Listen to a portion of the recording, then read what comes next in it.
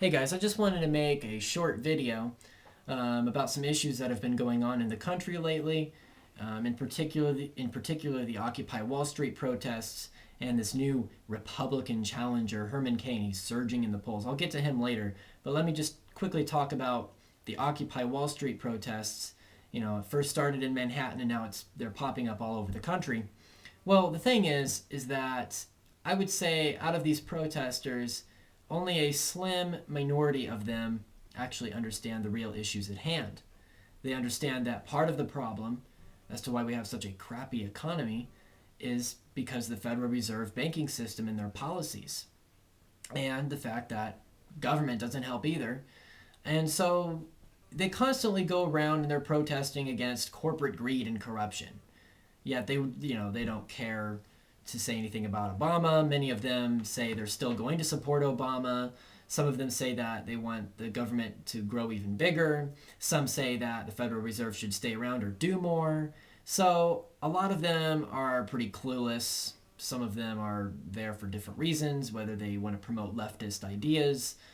And like I said, only a small minority of them actually understand the issues at hand. I still think that, it's a good thing that they're starting to catch media attention. They're going from a blackout to actually gaining some spotlight, but a lot of them are clueless.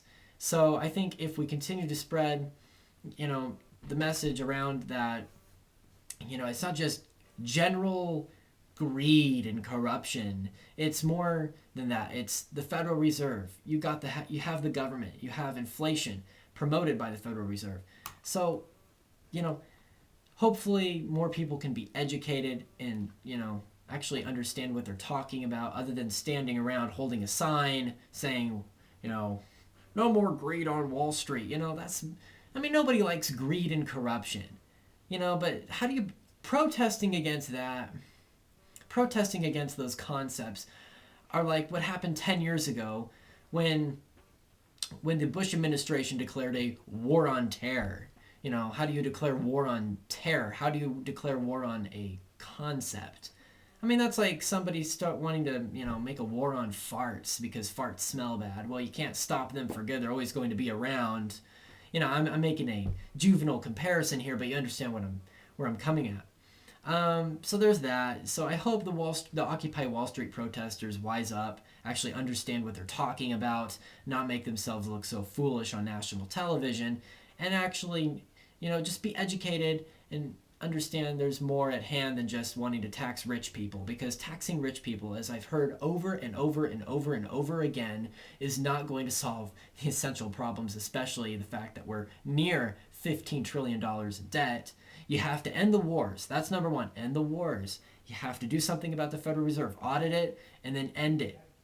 Return to a sound currency. Don't just base it off faith in a fiat currency. Paper. You got to base it off something tangible, something like gold or silver. And a lot of people say, well, we can't do that, and whatever. We got to do something about that. Next thing would be cutting the size of government. Get rid of some of those departments and agencies we don't need. Hand those powers over to the states. There's a lot we can do.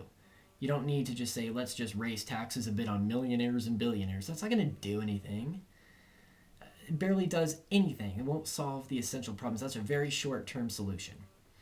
Let me get to the issue of Herman Cain. Okay, now this guy, I know you guys got kind of pissed off at me when I talked trash about Rick Perry a couple of months ago when he threw his hat into the ring and decided to run for president. You guys got all mad at me because, well, he's one of us, Brandon. He's a Tea Partier and blah, blah, blah. Well, after I exposed the fact that, his job creation in Texas are nothing but government jobs and minimum wage jobs. He did nothing about illegal immigration. He handed public roads over to private companies to make them into toll roads. The whole thing about Gardasil. I talked about this a couple of months ago. You guys got mad, thumbing the video down. No, we can't do this. We can't be divided up here. We all got to vote for somebody other than Obama. Well, if you vote for a candidate other than Obama, you're just going to end up with the same system. It doesn't matter which new face you put in, it's always going to be the same status quo crap.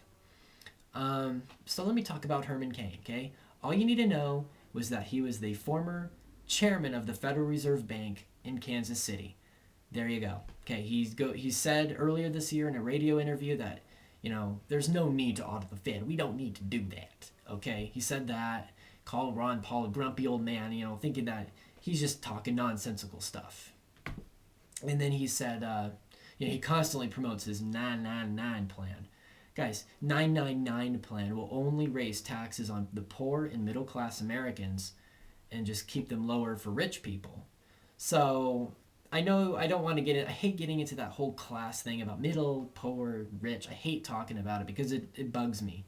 I don't think in terms like that, but I saw the numbers of it. He was interviewed on Fox News Sunday, I think a week or two ago, and the numbers were put up.